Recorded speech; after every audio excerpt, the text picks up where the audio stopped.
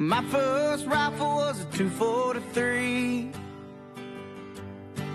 Papa gave Daddy and Daddy gave to me. All right, back to another All-American Wing Shooting podcast. Today I have one of my newest favorite friends, Les Nesbit.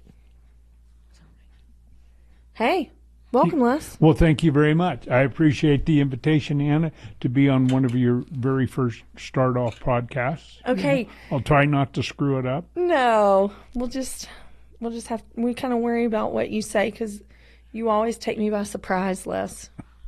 Well, and I surprise myself once once it comes out of my mouth. I'm never sure what to my brain that comes out my mouth. So I met Les through the the Foul Life crew. So he hunts with them, friends with them, lives here in Reno, and we just hit it off from the first time we met. Actually, when we talked on the phone first. Yes, that's right. First time I talked to you on the phone.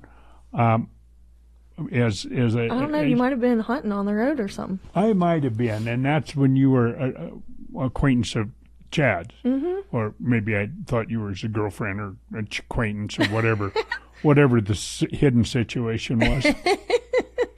Well, I finally got to go to your house, which I'd heard all about your big trophy room, which I don't know if you can prepare anybody for it because you have so many stories in that room that it's overwhelming. You feel like you're going into history, just walking into that space. And I love architectural elements and residential construction. And it's like there's not one detail of that room that is missing. From your reclaimed floors to, like we talked about, your beams and... Yeah, and it's just incredible. It was a lot of thought put into it for a lot of years. I had only moved to that particular home 10 or 12 years ago. Prior to that, I had everything stuffed in a much smaller space, some of them in storage, but I had in mind what I wanted to build in that room. And it's a lot of history in my mind. That's 35, 40 years of hunting, basically. That accumulating all those different species and birds and turkeys, etc. And they're iconic, but they don't represent every single trip you've ever been on. Oh, absolutely not. That's so insane. That's just a portion of what it is. When I've probably been doing it, and it killed, let's say, half a dozen or a dozen varieties of animals, not deer, elk, sheep, whatever. And I became aware of the Super Slam, which at that time was 30, which is now 29. And what organization is this with? This is with the animals that are accepted by Boone and Crockett. Okay. So it's what they have North American record books on that are legal animals you can legally take. Some people may not understand this whole big game world that's listening. So. And that's true. Yeah. That's true. So, you have mule deer. Let's say deer, for example, just what Boone and Crockett accepts. There's 5 species of deer. There's 4 species of bear. There's 5 species of caribou. So you have to get one of these species in every one. There's, Coues deer, mule deer, whitetail, blacktail, Sitka blacktail. So those are they all live in different areas, but that's all part of the Super 29. So you have to go to the areas specifically for that species to get it. So it entails a lot of traveling and a lot of effort, and in most cases, a lot of exercise to do that. You've accomplished some things that very few people have. Well, I think when I got the award a couple of years ago, I was the 175th person that had done it. Done what? Killed all 29 people. So what is that title called? It's called the Super Slam. Super Slam? Is it like a Hall of Fame? Well, I don't know if you'd call it a Hall of Fame, but we think you're a Hall of Famer, Les. Well, that's just because I tell everybody I am. I can pick a topic and say, well, I'm Hall of Fame in that.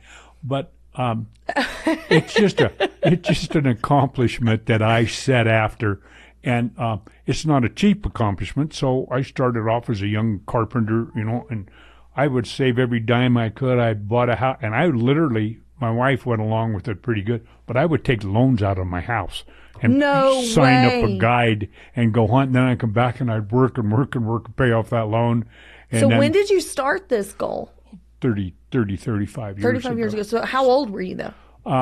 I was, when I first realized what it was, I was probably 32, 33. I'd been hunting for a long time, but I wasn't. Did you grow up hunting? Like, has this just been in your blood your whole life? I was basically an orphan in Southern California. Had nobody in my family that hunted.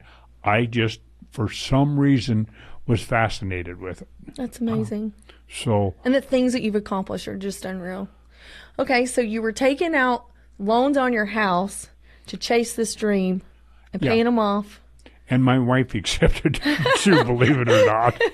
I've been convinced. Well, sign this. We're doing a loan on this house. Well, what for? You putting in a dish on? No, I'm going to go hunt grizzly bears.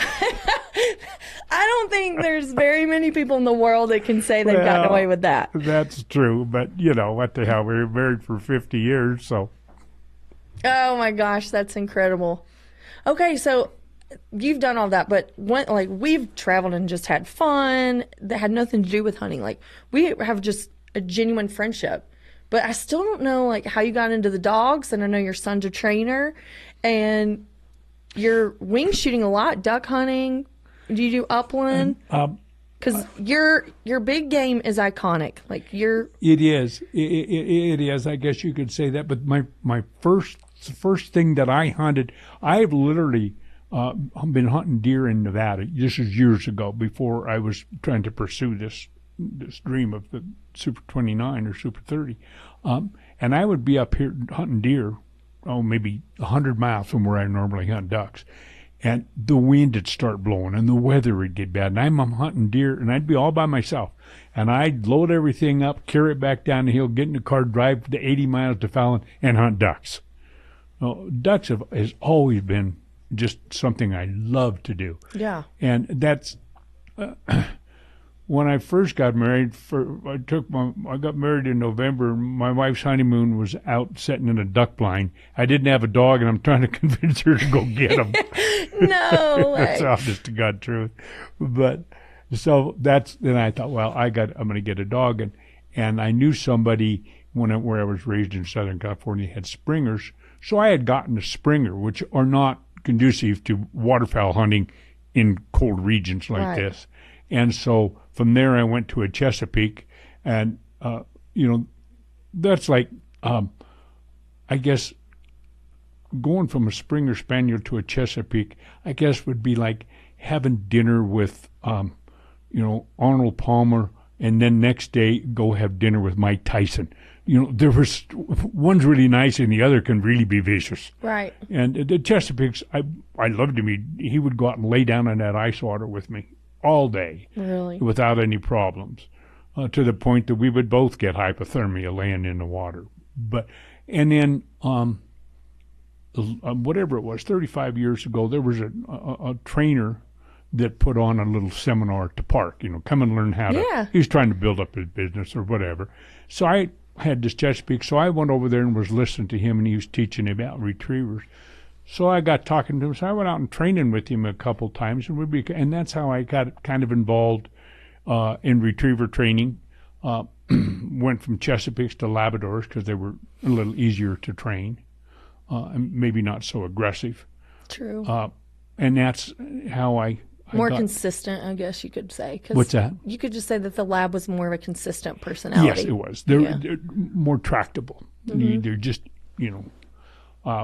not any more determination, because once those old Chessies decided they were going to swim 2 miles out to get a bird, that was not a problem. Yeah. But, anyway, so that's kind of how I got involved with the dogs. And I was never great in a field trial game.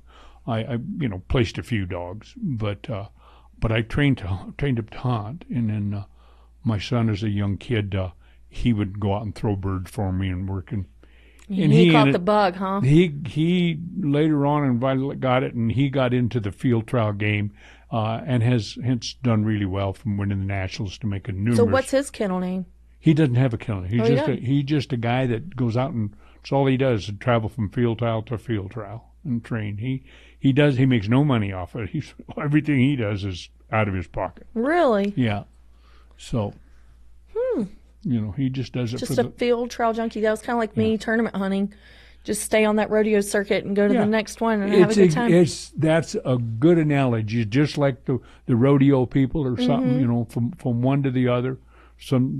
Every once in a while you win one, but you keep going. Yeah. So, well, tell me this last year, what was your favorite hunt? Because I kind of got to keep up with your season a little bit. Well, I didn't get any big game tags last year. So you were stuck with and so the waterfowl hunting in Nevada was horrible, and the club that I'm involved with that I go to, they kind of have a draw system, and my numbers were real high, and I was not drawing good hunts. And I had in the past hunted with Chad Belding in the fowl life, and so they invited me, and we started off going to Texas, and we didn't hunt there, but then we moved down to Oklahoma and Wyoming and wherever the good scouting happened to be. Yeah. How is that, Les? Because you're so structured and everything, and then you get on this wagon with these boys, and you never know what's going to happen next. Well, that's true, but at my age, I'm lost half the time anyway. So what difference it makes?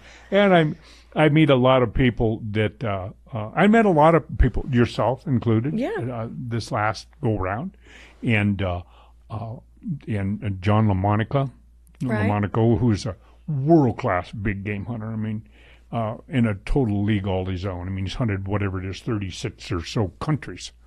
And waterfowl being his big. We were hunting in, I think it was Nebraska. He's 91 years old, and I'm 81 years old. And we're climbing in and out of that blind together. You would have thought we were just little kids, but we have such a love for the waterfowl. I know. I hated I wasn't there because his wife and I connected on social media, and we talk about gear and stuff. Just for women, it's a little different. They just seem like the sweetest couple. They were. His wife was really nice. It's so cool. They do all these hunts together because they left you guys and went to Mexico. They did, and then I think I might be wrong about this, but I think they were going to Argentina too. Yeah, maybe they did. And. At his age, I mean, I just think that's so iconic just to show the longevity of absolutely shotgunning. And a year prior to this duck hunt, he wasn't expected to live because of the virus. His son, who was a physician, told him, "Dad, you may not make it the next 72 hours or whatever it was." Oh, wow. But he got better, and he's right back out there hunting ducks. Now, didn't you guys do a podcast with Chad while you were on the road? Yes, we did. Yeah, we'll have to post that. Yeah, we did that one with his wife. Yeah, because that would be so good for everybody here, too. Chad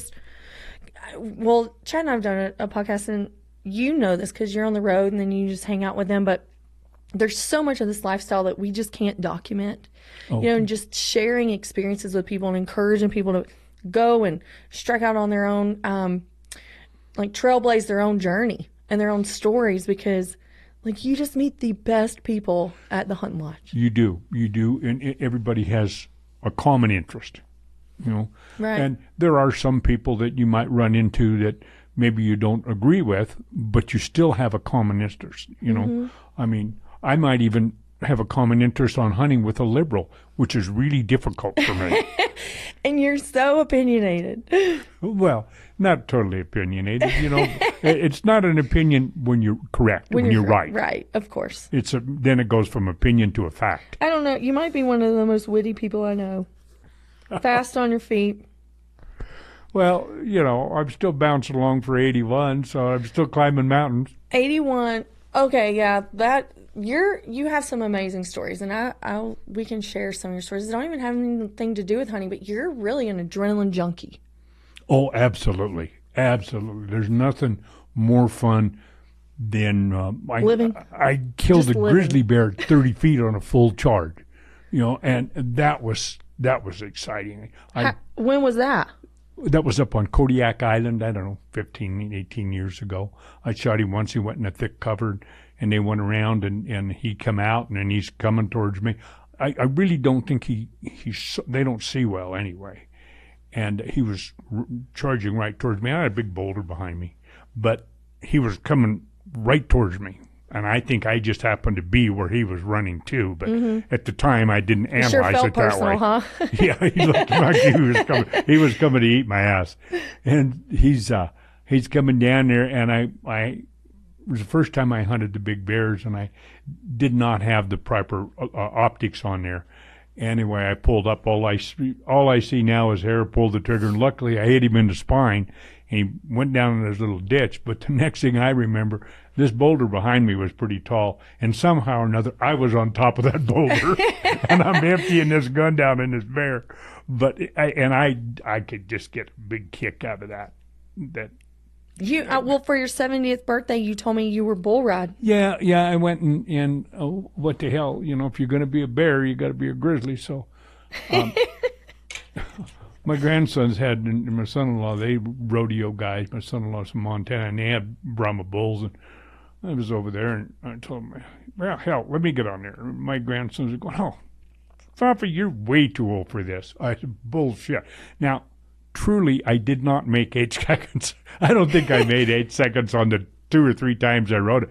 2 or 3? Yeah. You tried multiple times? Well, yeah. Why not? But so they just put you in the chute, and you said, let them fly. Yeah, let them go.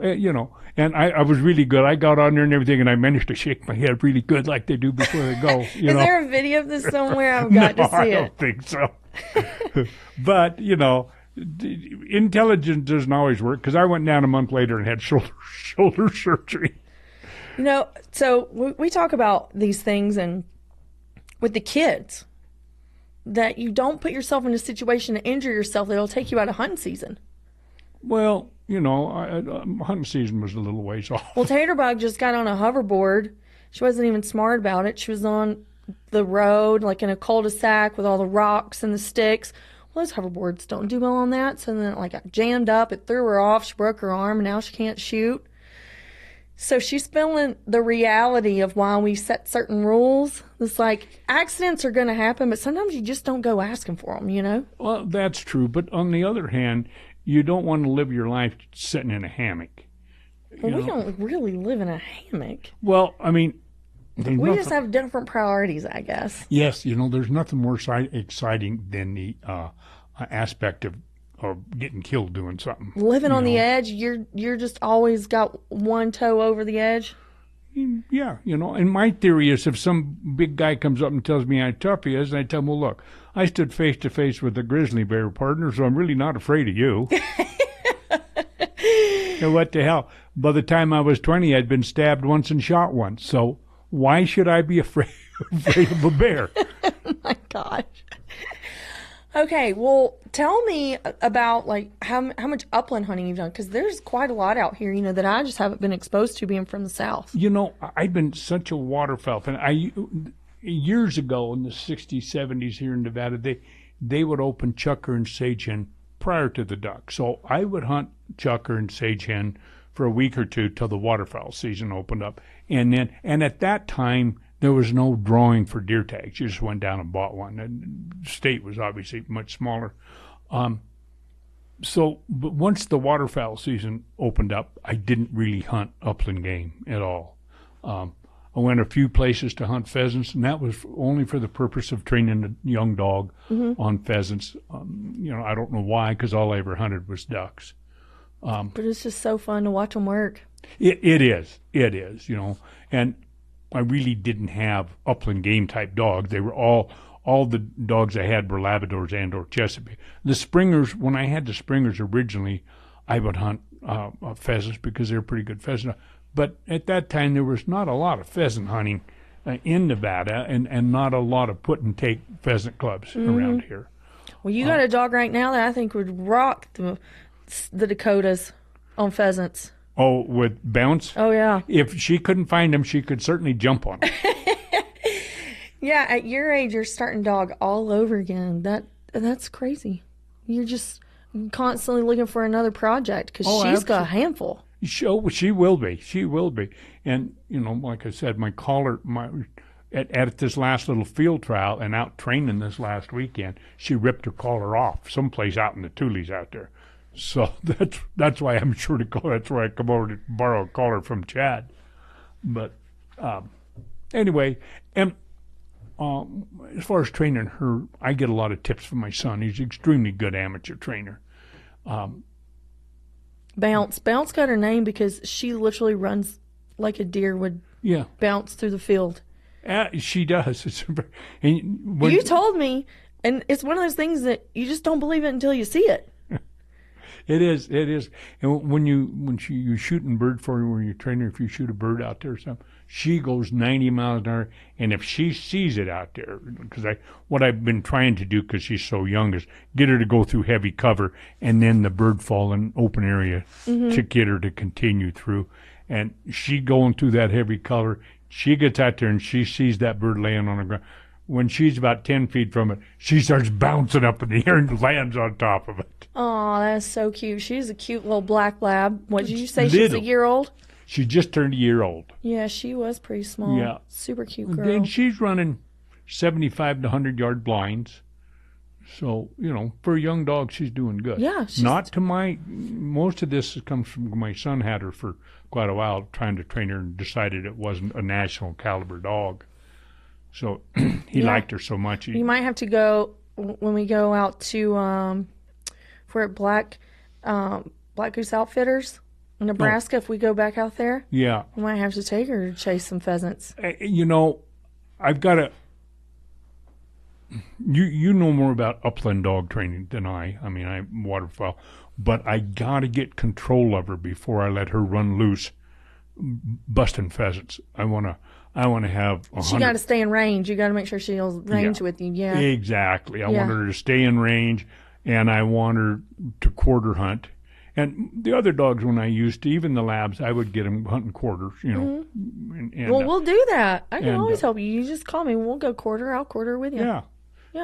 So, but I want to have complete control of it. And she's a few months away from having complete control of it. Because I don't, I've been around really big-time Labrador trainers for the last 30 years, and I don't want to burn her to death, because you can't put it back in them, what they've got. You can burn it out of them, but you can't burn it back into them.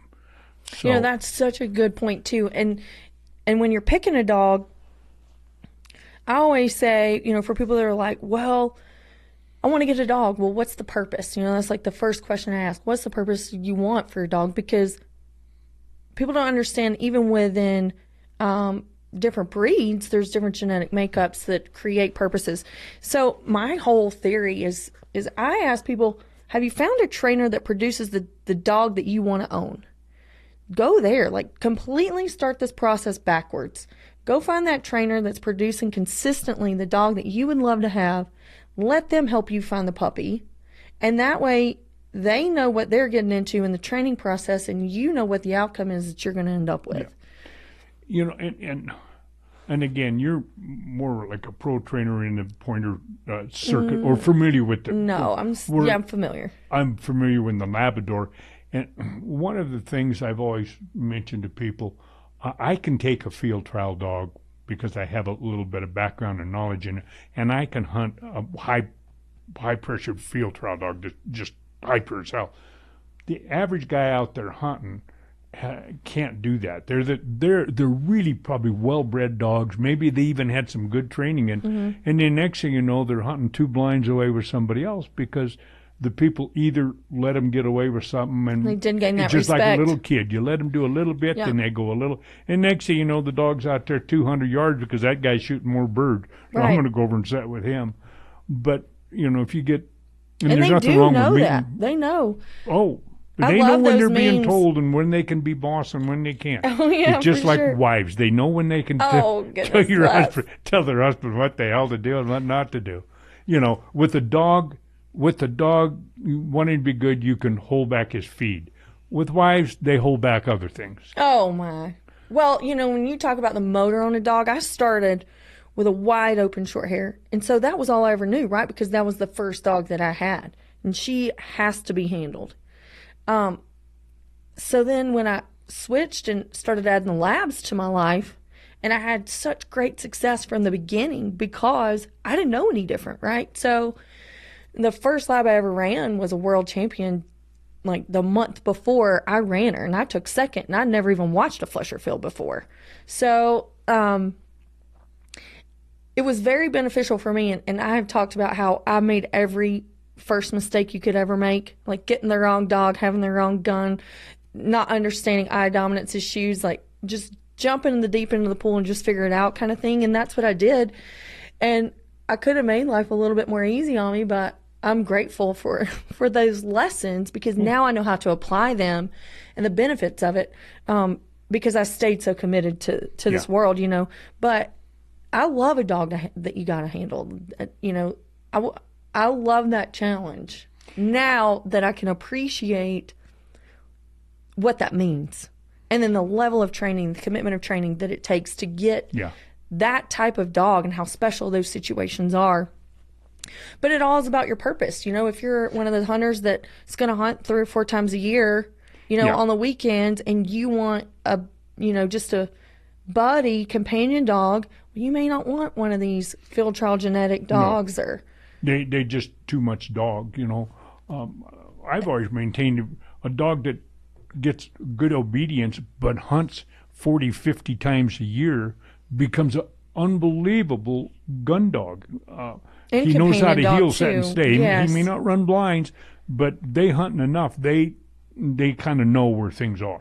Well, you know, so with my competition world, I didn't know anything about testing, right? Because I'd always just been in the pointing world or whatever, and then I got introduced to retriever world, and I never believed that I would have loved it as much as I do now.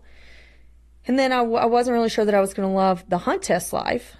But once you understand those skills in the hunt test world and the application and the advantages that you have in the hunting world, and upland is one thing, being able to put your dog in a place that you want when you don't have to go there, but definitely with retrieving and waterfowl, it is the most rewarding part of the hunt.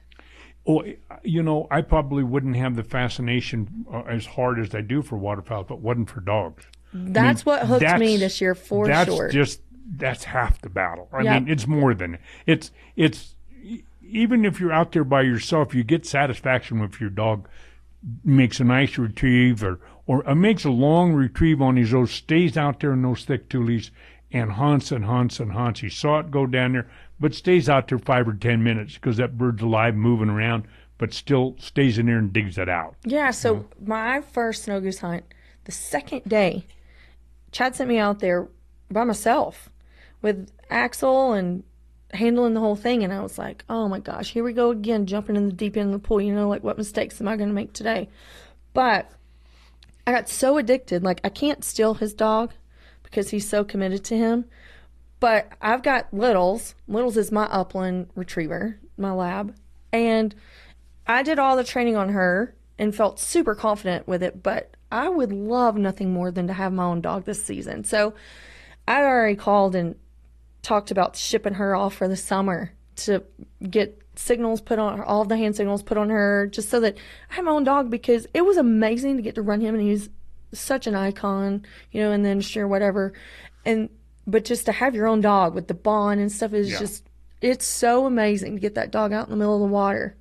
And it then, is. You know, and just have that communication. And once you've hunted with them a while, with my older dog, Pistol, I can set him one way, kind of looking here, and you watch that dog, and they'll spot those birds way out there. I mean, and then to mark them. Yeah. And how, like, I watched Axel, like, mark 3 with 3 geese laying out in the water, and I'm, of course, like, still rookie, you know, so I'm trying to hold all this together, and he's way far beyond me, telling me what to do. He's like, it's right over here, and he's already sitting, already lined up, ready to go. He's just waiting on me to send him.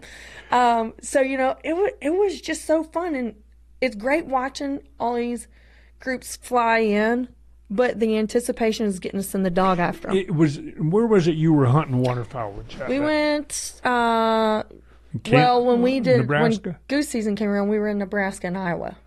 Okay, that was after, I think that was after, that was the second one. That was after I headed back to Reno. It was. Yeah. Yeah, I know we'll have to be at the same camp this year. Yes, because I'm really quite enjoyable to be around. You are okay. Yes. So we did go on vacation for the weekend together. That's true. In Vegas, That's true. you hung with us pretty dang good in Vegas. I think you might have actually done better than me. Well, I have probably a lot more years practicing. What did you think when we ended up with what was that guy's name? Aoki. Was it what's it? Who? Steve Aoki. Remember when we ended up at that one club and we were I don't know. we were I like a fish out never of heard water of there? the guy in my life. Me either. I don't even know how we ended up there. Well, I think Chase had got. My understanding that Chase had set that up. He got that booth or whatever you wanted to call it in there, and he had somehow got that, and that's where we ended up. I don't know. The only thing I managed to get there, and I brought the doctor with us, even though It didn't work out. That's okay. No, that's right. Nothing ever works out. I get to being too cocky. Oh man. Well, we always have fun at Losers. We had a good time there on the dance floor at Losers. Remember before we went there?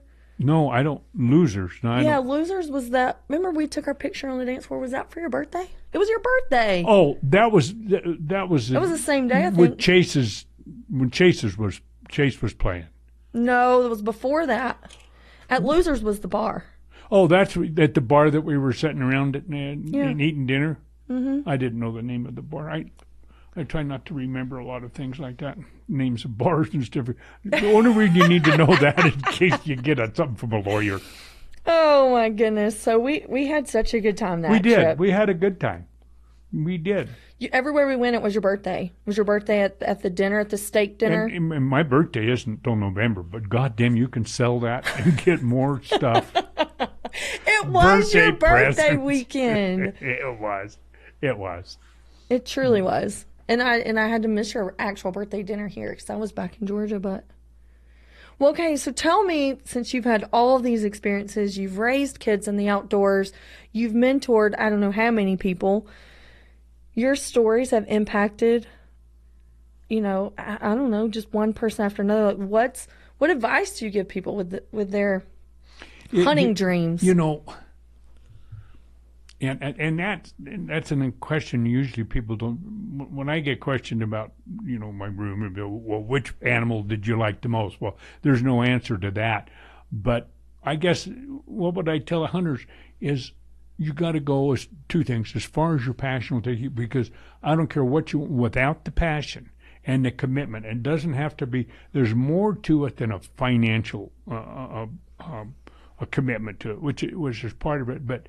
When I was 78, I think it was, I went on a stone sheep hunt in the Canadian Rockers. I was up there 18 days. It was snowing the whole time. We were backpacking.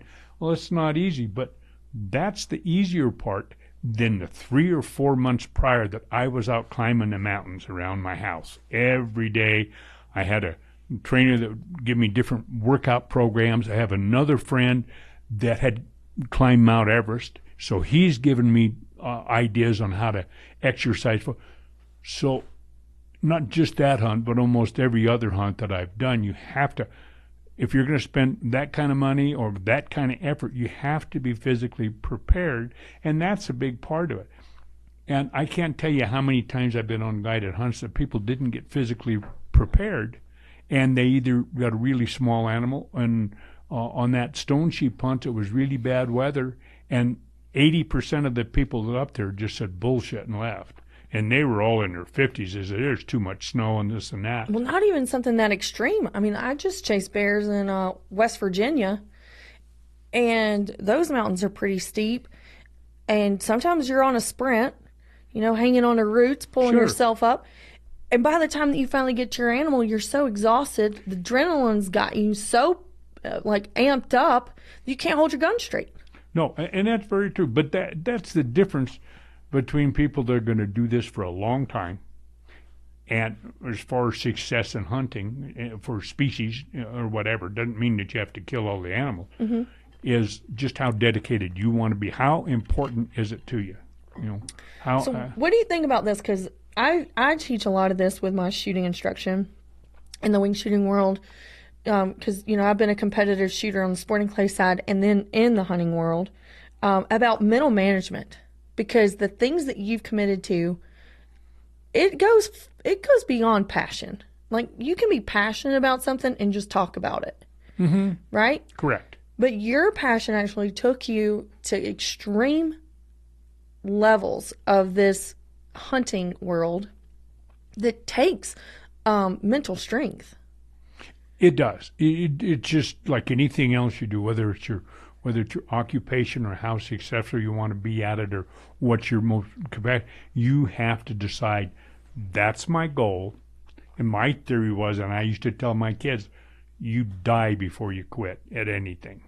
So once you've set that goal, you don't let anything stop you, no matter what it is. I fell off a cliff, ended up paralyzed in one leg, and they talked about taking it off.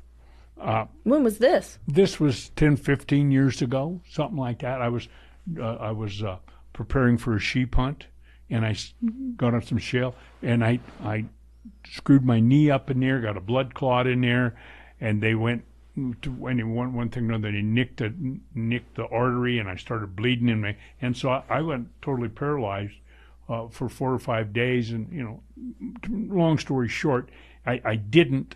But I still, on my left leg, I can take and stick needles in it because the nerves are gone. But I worked through that. My trainer come down there. We set up a program. My friend of mine that had been up Everest, we set up a training program that I did every day. And there's certain things. Coming downhill is a little hard on it because I'm weak going downhill. I'm pretty good going uphill. But I didn't let it stop me, and I didn't cry baby and said, "Oh my God, I'm paralyzed. I can't hunt." I'm laying in the hospital, and they're talking about taking off my leg, and I'm talking to my trainer. And I says, "Well, if they do have to do that, I want to get one of those pathetic things." And I says, "I need for you to start reading about how to train me on that so I can go on these hunts." And I was totally serious, Making the decision, haven't made the decision. You're Yeah, still they haven't committed. taken my leg off, I've but still if got they hunts were going to planned. take it off, this is what I'm going to do to continue what I like to do. That's amazing. So it's just how much commitment you want to make to it, So that's the life lesson, huh? You're going to die before you quit, no matter the consequences. Yeah. No matter what the hurdles are, the struggles. Die before you quit. Die before you lose. Well, you've lived such a full life. I always love being around you. You're just so happy and enthusiastic and encouraging, and it's contagious. Well, I hope so. I hope so. One of the things I enjoy the most is trying to make people laugh. So. Well, we stay in stitches when you're around, Les. Well, you might be in stitches, but sometimes maybe the boyfriends want to hit me.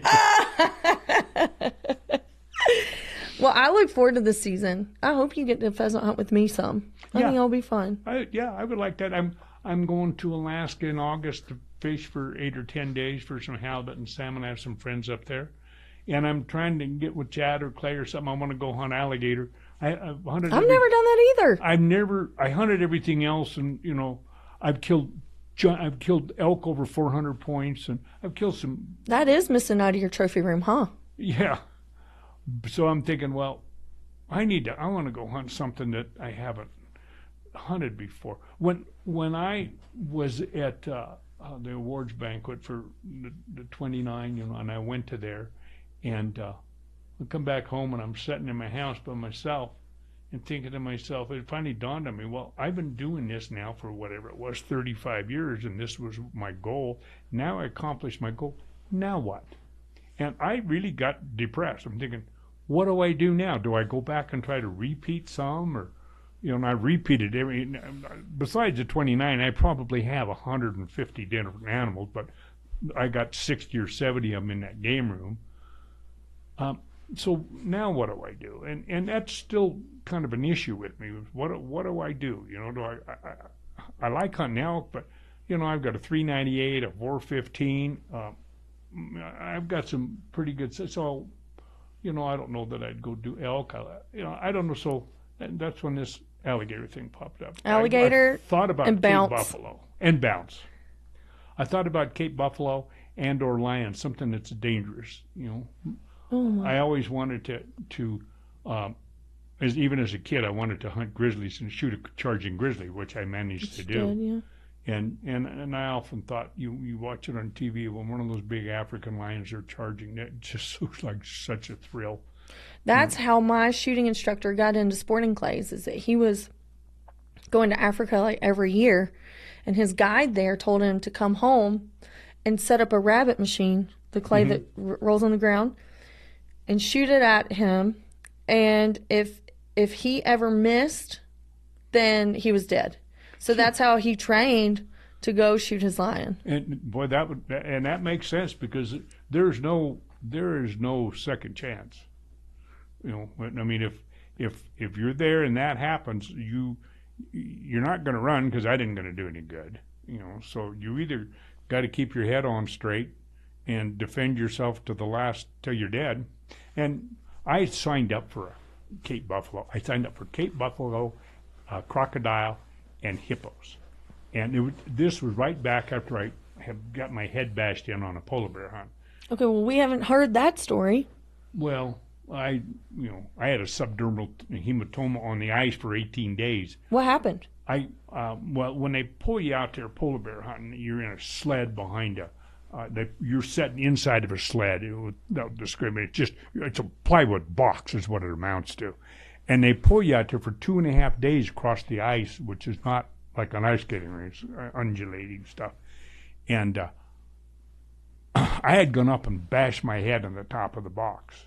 Well, what happens, I had started bleeding on the brain the first or second day. So now I'm getting all this pressure on my brain from this bleeding on my brain. And make a long story short, we come out there and run into a polar bear, and I shoot this polar bear. I was never in so much pain in my life as this pain on my head. I used to get migraines, and this was 10 times worse than any migraine.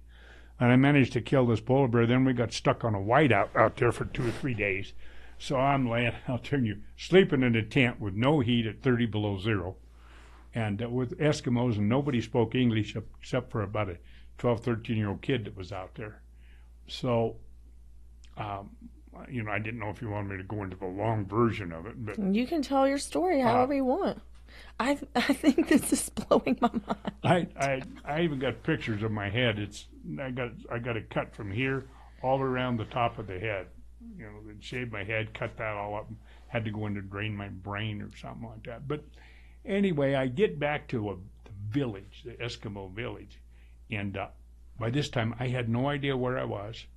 I'm trying to call my wife. I had the TV switcher, and I'm trying to call on that. Couldn't figure.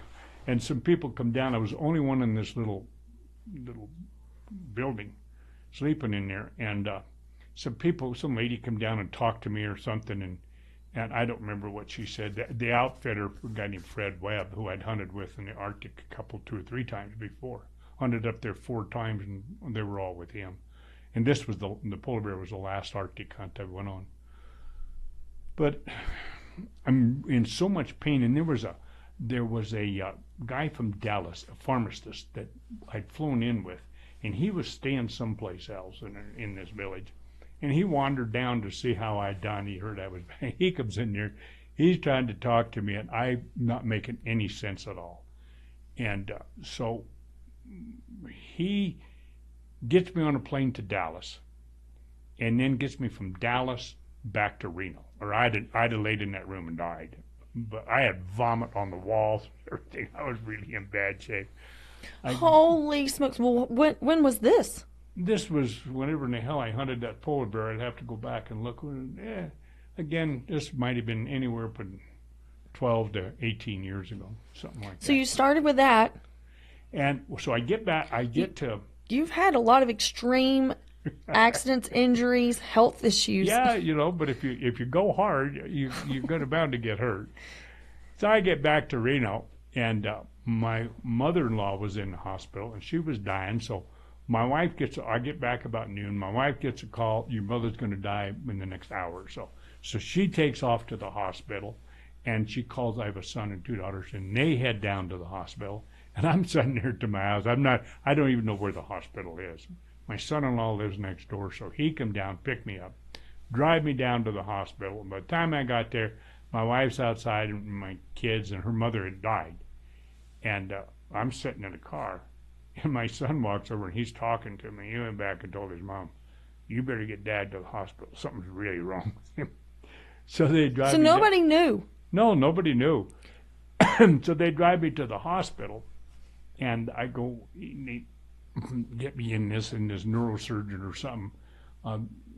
They get talking to me, looking, and he said, "Shit," So they took me in right then and there and cut my head open, drained my blood out. This was days. It was like a week? I'd been 18 days since I'd bashed my head. Oh, my goodness. And so they operated on there. And then for a while afterwards, I'd be talking to you, and I'd be talking like we are now. And then all of a sudden I'd be going, nobody could make it. And then they told my wife, "Well, we don't know if he'll totally ever come out of that or not." So this was leading into the Cape Buffalo hunt. But anyway, so I got where I could talk again, and well, I was thinking pretty good.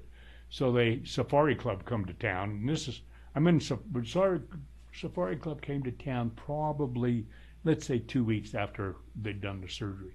So I put on a hat so I didn't look like a fool, and go down to Safari Club, down there with my son-in-law and my son, and I signed up for Cape Buffalo, crocodile. 2 weeks after brain surgery. and hippopotamus.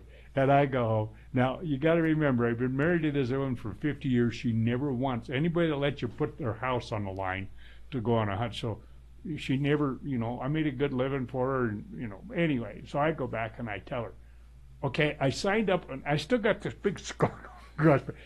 And about a month or so prior to me getting hurt, I had another friend that had gone to Africa. He was a guide out of Canada. He got killed by a Cape Buffalo. So I go back and I'm telling my wife, okay, I signed up for hippopotamus, and it's the only time in my whole hunting life and whole married life she went through the roof. She said, "You are not going to hunt any more of those big dangerous game as long as your head's screwed on goofy." So because I called up and canceled the hunt, so I didn't go. I thought, that's the least I could do for a woman is put up with all this. She didn't want to send her husband with a big gaping hole in his head to hunt Cape Buffalo. So. Oh my gosh! So that's still left on your list? Yeah, it is. I've thought about it. The biggest problem, I don't know why I still was missing a stone sheep and maybe a desert sheep. But I just thought, well, I'll do that. But it's still on my list. The biggest problem I have now is that's a long ways to go by yourself. None of my friends I hunted with hunt anymore, and the one or two that do, they can't afford to go hunt Cape Buffalo. So it's still on my list. But soon as Chad says, "Well, we don't need you hunting ducks anymore," I'll tell, "Well, screw you. I'm going to go hunt Cape Buffalo." We're never going to say that. Well, Les, thank you so much for coming on here and sharing your stories that I never get tired of hearing about. Well, if you're not lying, you're not trying. That wit's one of a kind. Well, maybe after this season we'll have some more adventures together. We'll come back on. And one thing I'd like to say, very seldom do you see nice young ladies like yourself so interested in the sport, totally, and very well dedicated, not in it for, you see a lot of TV programs where you got a lot of these young girls in there, and you're very attractive, but they get these other young attractive girls, and they're hunting pheasants or something in bikinis, and I'm thinking, it just is not really the same. No, it's not realistic. Well, thank you for that. No, I appreciate it. You're very dedicated to what you're doing, and I think you maybe do work with women in hunting or something like that. I've done some lady stuff. And you would be a real advocate for women in sports, just to see what you've done and what you do. Well, I appreciate it. And it will really get enhanced when people find out that, I go hunt with Les Nesbit and Chad a lot, and I always go sit on Les's lap when we're in the duck line. Oh my gosh. All right, well, stay tuned for part 2 with Les after hunt season rolls back around. Right, we'll do her again. Thanks. Okay, beautiful. I guess there's some you don't understand.